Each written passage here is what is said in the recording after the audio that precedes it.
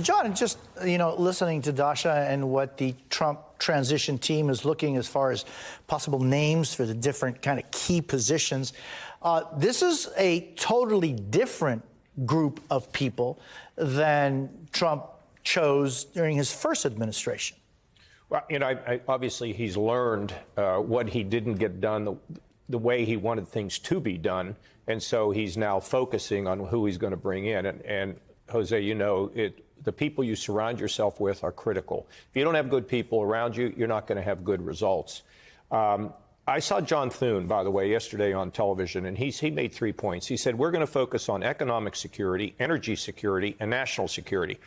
The big challenge they're going to have is what are they going to do about the debt? $35 trillion. We can get to the point where people don't want to buy our treasuries anymore. It means you'd have to print more money. You could have inflation. I think it's critical that they come up with an economic program that's going to be able to lift people and not get this economy stirred up again where you end up with inflation. And they're going to have to deal with this. And that's where Musk comes in. Can Elon Musk come in and create something that's much different in the government? I did it, along with a member of your family to try to get the budget balanced, the debt under control. It's going to have to be a unique approach. And what Musk did inside of Tesla is not the same as what he can do inside the government. But our government does need reinventing. And we'll see how that pans out. And by reinventing is something that some are saying that it should be a question for the Democratic Party as a whole. But before we do that, because I want to kind of go off on what John was just saying about in some ways, Trump is looking at putting together a team of rivals. I mean, you have Rubio, RFK Jr., Ramaswamy, Gabbard. Does Nikki Haley fit into this? I would be interested to see if he's seriously considering appointing her, or really anyone. I mean, yes, it's a team of rivals in that these are people who maybe ran against him or originally weren't with him. But I don't see that Donald Trump has ever given any indication that he is open to surrounding himself with people who are not immediately going to fall in line with what he says and thinks, which is what, honestly, I find so concerning about what he's going to put together. This is not someone who wants to be surrounded by people who are going to raise their hand and say, I have a different idea. And that means that, we're going to see some of his worst impulses.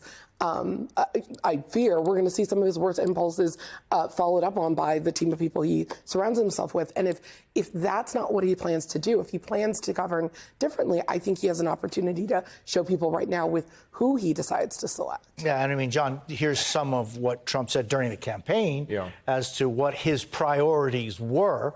Let's listen to some of them. On day one, I will launch the largest deportation program in American history. On day one, I will end Kamala's devastating national gas export ban. Do you believe we have a ban? I will get critical race theory and transgender insanity the hell out of our schools. We will ultimately eliminate the Federal Department of Education and send education back to Wisconsin and back to the states. John, how much of that can conceivably be accomplished, and how much of that is campaign rhetoric? Look, I talked to a friend of mine who was in the House, and he said it's going to be very difficult for the House to produce much. They're just a fragmented group of people who've been put together. But, Jose, I want to say this. I don't want to go down a dark alley right now and say all these horrible things are going to happen. I'm hearing it from a lot of Democrats right now. It's going to be this. It's going to be that. It's horrible. Let's give it a chance.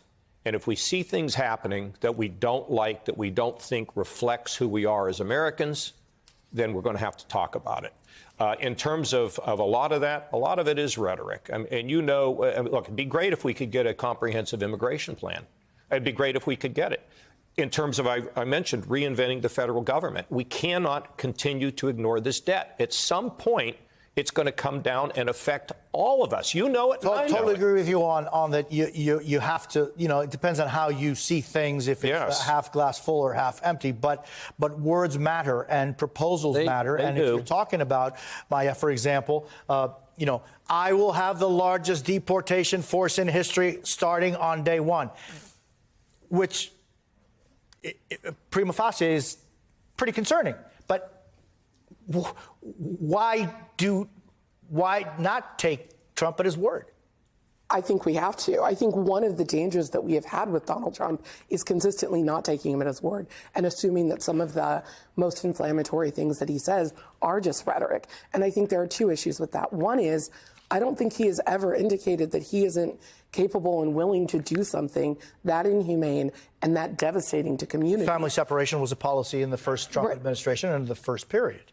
Right. So I think we take him at his word, but I think the second thing is we have to listen to his words.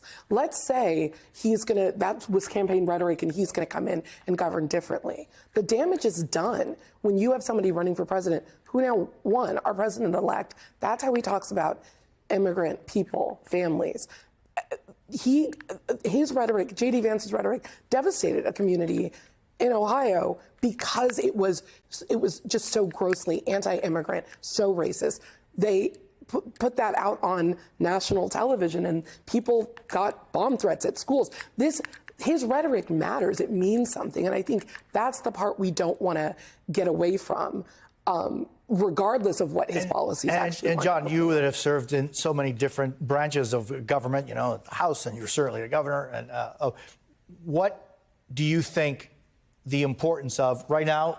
The White House is going Republican, the Senate going Republican, the House we're still waiting and seeing, but it looks as though it could go Republican.